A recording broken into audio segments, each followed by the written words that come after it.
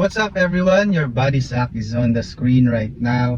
And for my first video or vlog ay magre-react ako doon sa aking kabady na dati kong kasama as uniform personnel. So ito yung sinabi niya mga kabady. So hindi ko na lang ipapakita yung kanyang identity for his right of privacy Sabi niya, kamusta buddy? Nakamusta lang naman siya. Tapos nagtanong siya sa akin, sabi niya, therapist ka na pala. Sabi ko, buddy, bago pa lang. Tapos may sinabi siya dito mga buddy. Sabi niya, ingat lang sa mga bakla, buddy. Abusuhin ka lang ng mga yan. So, para sa akin, it is a kind of discrimination. Siguro, medyo sa ngayon, sarado pa ang isipan mo.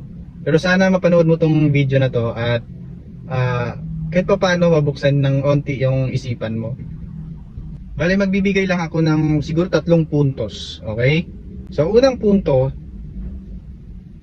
hindi lahat ng mga bakla ay masasabi nating mga abusado. Siguro, marami makukulit, mahaharot, mas madalas pa nga sila yung naaabuso Mas madalas pa nga sila yung naaabuso, di ba? In terms of financial aspects. Paano ka ba naabuso?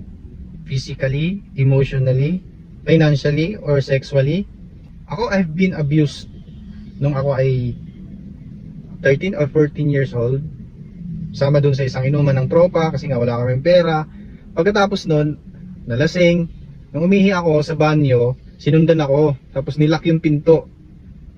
Daming siko ang sinalo niya sa akin mga buddy. Pero sa ngayon kasi, napakarami ng mga bakla ang mga professionals. They know their limits. Okay? Pag sinabi mong no, hindi, didistansya sa'yo yan. Siguro kailangan mo lang makasama yung mga professionals. So yung word doon sa chat mo sa akin na aabusuhin, sa palagay ko, napakaliit ng tsansa na mangyari yon, buddy. Sa panahon ngayon, maraming mga bakla ang mga breadwinners, mga inaasahan ng pamilya, mga great leaders, mga business owners. Kapag nakasama mo yung mga yan mga buddy, siguro kahit pa paano mabuksan yung isipan mo. So hindi tama na manghusga tayo ng isang gender or isang tao base lamang doon sa kung sino siya or kung ano siya. Okay? Even ang ating saligang batas or ang ating husgado, Korte Suprema, hindi yan naghuhusga mga buddy sa kung sino ka or kung ano ka. Hinuhusgahan ka niyan base doon sa krimen na iyong ginawa. So wala talaga tayong karapatan na manghusga. Iba na lang kung pagkain yan na niluto, pwede mong husgahan. Or kung kasama mo sa trabaho, officer ka, merong nagpasaway sa'yo, huhusgahan mo yung kanyang ginawa na salungat doon sa company policy. 'Di ba? Pangalawang punto, wala tayo sa posisyon para manghusga. Diyos lang ang pwedeng maghusga, Yung salitang husga kasi mga buddy, may limitations yan Kahit ang ating saligang batas, ang Supreme Court, hindi yan naghusga sa kung sino ka or kung ano kang klaseng tao. Kaya nga naghahanap yan ng ebidensya. Hanggat hindi pa napapatunayan, wala pang kasalanan, wala pang paghuhusga. Okay? So kahit na sino ka, anumang katayuan mo sa buhay, anumang posisyon mo, hindi mo pwedeng husgahan ang isang tao base lamang sa gender niya. Para sa akin siguro, kailangan mag-start sa atin mismo. Evaluate yourself, husgahan mo ang sarili mo. Yun dun siguro pwede kang maghusga para meron pang improvement.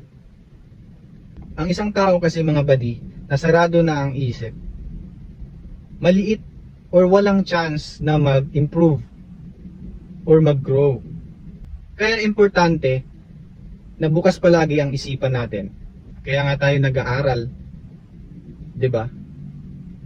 Pangatlong punto mga buddy, Republic Act number 9710. Republic Act number 9710, known as the Magna Carta of Women, signed into noong 2009. It mandates non-discrimination, equal opportunities, and gender balance in all sectors. Batas yan mga buddy ha. Anong sabi doon? Equal balance. Ako din naman mga buddy, sarado ang isipan ko yan dati ano. Pero nung nag-start na ako sa college, doon ko nakasama yung mga professors ko, mga bakla. Pero they are very professionals eh. They know their profession, they know their limits, at alam nila yung kanilang self-worth. Siguro may mga masasabi nating makukulit, mahaharot, pero hindi pa rin yun batayan para i-discriminate natin sila mga buddy ano. Hindi natin maitatanggi na napakalaki ng ambag nila sa lipunan at saka ilang dekada na yan. Napakahabang taon na yung discrimination na yan mga buddy ano. Sana sa mga makakapanood ng video na to ay kahit pa paano mabuksan yung isipan nyo na tao din naman sila. They have the rights to live. Kailangan lang natin nasa gitna tayo. Hindi laging ito lang alam ko, ito lang tama, ito lang ang pwede. Hindi ganun yun. Walang improvement. Okay? Walang success. Kailangan natin i-adapt yung mga bagay-bagay sa paligid natin. Yan lang naman yung reaction ko doon sa aking kabady na nakachat ko. Shoutout sa iyo buddy. Kamusta kayo dyan ang mga tropa natin. So sa mga buddy natin na nanonood, sana kahit pa paano may konti kayong napulot doon sa ating topic ngayon. Okay? Kung may mga reactions kayo dito mga buddy, pwede kayong mag-comment dyan sa baba. And pakishare na din para kahit pa paano makarating sa iba. Okay? So yun, peace out.